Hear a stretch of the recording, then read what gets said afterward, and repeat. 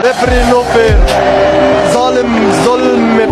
আর্জেন্টিনার দালাল ওরা, রেফারি একটা জালিম। পবিত্র কোরআনের আয়াত হাসবুনাল্লাহু ওয়া নিমাল ওয়াকিল, হাসবুল্লাহ নি'মাল ওয়াকিল, অর্থাৎ আল্লাহই আমাদের জন্য যথেষ্ট আর তিনি সর্বোত্তম কর্মবিধায়ক। কতটা কষ্ট পেলে এমনটা বলতে পারেন মিশরের ফুটবলার মোস্তফা জিকো। তিনি আরো বলেন, আমাদের পুরো জাতির স্বপ্ন নষ্ট করেছে রেফারি।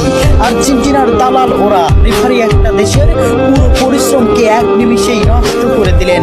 ম্যাচের শুরু থেকেই তিনি আমাদের বিরুদ্ধে কাজ করেছেন।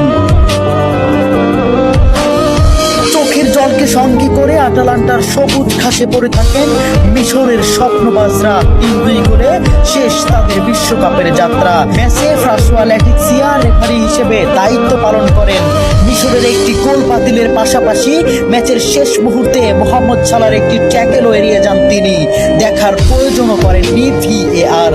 জানিয়ে রীতিমতো তুলপাড় ফুটবল বিশ্ব।